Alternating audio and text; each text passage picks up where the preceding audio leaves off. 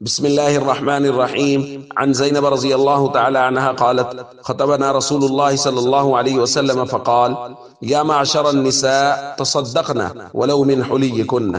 الحديث رواه الترمذي. نبی کریم صلی اللہ علیہ وسلم نے خواتین کو خطبہ ارشاد فرمایا اور فرمایا: اے عورتوں کی جماعت، صدقہ کیا کرو، چاہے اپنے زیورات میں سے ہی صدقہ کیا کرو۔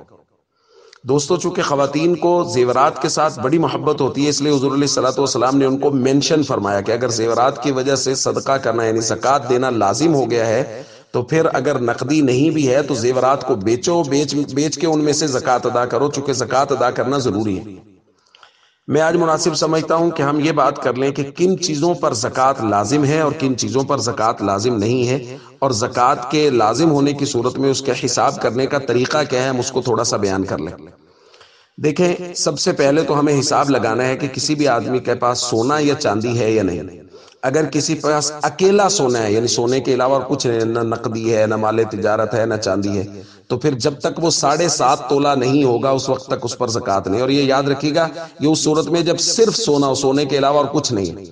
اگر کسی آدمی کے پاس یا عورت کے پاس چاندی ہے، صرف چاندی، نہ نقدی ہے، نہ سونا ہے، نہ مال تجارت، کچھ نہیں ہے، تو پھر جب تک وہ 52.5 تولہ نہیں ہوگی اس وقت تک اس پر زکوٰۃ لازم نہیں ہوگی۔ اور اگر کسی آدمی کے پاس سونا اور چاندی مکس ہے، یا سونا ہے اور ساتھ میں کچھ مال تجارت ہے، یا چاندی ہے اور ساتھ میں کچھ نقدی پڑی ہے، یا سونا ہے ساتھ میں کچھ نقدی پڑی ہے، تو اب سونے اکیلے کا اعتبار نہیں ہے، چاندی اکیلے کے اعتبار نہیں ہے، اس کو قیمت کے ساتھ ملائیں گے۔ مثال کے طور پہ ایک آدمی کے پاس 1 تولہ سونا ہے، اب اگر اکیلا سونا ہو تو 1 تولہ پر زکوٰۃ نہیں ہے، لیکن اس کے پاس 1 تولہ چاندی بھی ہے، تو اب دونوں کی قیمت کو ملائیں گے۔ اب ظاہر ہے 1 تولہ سونا اور 1 تولہ چاندی کی اگر ہم قیمت لگائیں گے تو یہ قیمت 52.5 تولہ چاندی کی قیمت سے کراس کر جائے گی، کیونکہ 52.5 تولہ چاندی کی قیمت آج کل 50,000 یا اس کے قریب بن رہی ہے، تو یہ قیمت اس سے بڑھ جائے گی، اس لیے صورت میں زکوٰۃ ادا کرنا پڑے گی۔ ایک تو یہ بات ذہن میں رکھیں۔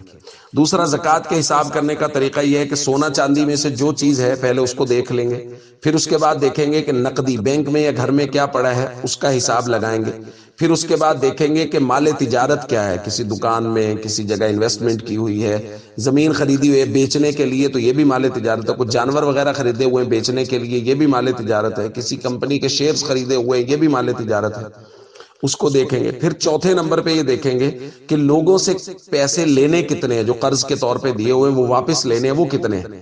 مثال کے طور پہ ایک آدمی کے پاس سونا چاندی ہے 2 لاکھ روپے کا، اس کے پاس نقدی بینک یا گھر میں پڑا ہے 2 لاکھ روپے، مثال دے رہا ہوں۔ اسی طرح اس کے پاس جو مال تجارت ہے وہ بھی ہے 2 لاکھ روپے کا، اور اس کے جو لوگوں سے پیسے اس نے لینے ہیں بطور قرض دیے ہوئے لوگوں کو وہ ہے 4 لاکھ روپے، تو یہ کل بن گیا 10 لاکھ روپے۔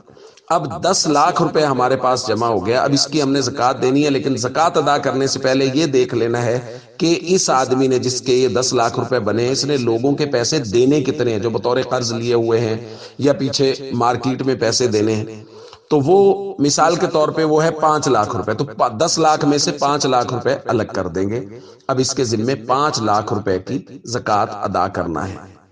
یہ ہے زکوٰۃ کے حساب کا مختصر طریقہ۔ اب آگے آ جائیے کن چیزوں پر زکوٰۃ نہیں۔ استعمال کی کسی چیز پر زکوٰۃ نہیں، کسی کے پاس گاڑی ہے، موٹر سائیکل ہے، 1 2 3 4 اس سے بھی کوئی فرق نہیں پڑتا، اگر وہ استعمال کی ہیں تو ان پر زکوٰۃ نہیں ہے۔ کسی آدمی کا جو گھر ہے جس میں وہ رہائش پذیر ہے یا کرائے پر بھی دیا ہوا تو اس کی مالیت پر، اس کی قیمت پر بھی زکوٰۃ نہیں ہے۔ اسی طرح کسی آدمی کی فیکٹری میں جو مشینری ہے اس مشینری کی قیمت پر بھی زکوٰۃ نہیں ہوگی۔ کسی نے پولٹری فارم بنایا ہوا ہے تو اس پولٹری فارم میں جو اس کے یہ مرغیاں وغیرہ رکھی ہوئی ہیں ان کی قیمت پر بھی زکوٰۃ نہیں، جو انڈے وغیرہ دینے کے لیے ان کی قیمت پر بھی زکوٰۃ نہیں ہے۔ یعنی جو آلات ہیں، کمائی کرنے کے آلات ہیں، ذرائع ہیں، ان پر بھی زکوٰۃ نہیں ہوتی، ان کی طرف سے بھی زکوٰۃ ادا نہیں کی جائے گی۔ تو یہ مختصر میں نے بیان کر دیا۔ یہ بڑے اہم مسائل ہوتے ہیں، اپنے مقامی علماء سے ان مسائل کی تفصیل پوچھ کر پورا حساب لگوا کے زکوٰۃ ادا کرنی چاہیے تاکہ فقراء کا پورا حق ان تک پہنچ جائے۔ السلام علیکم ورحمۃ اللہ وبرکاتہ۔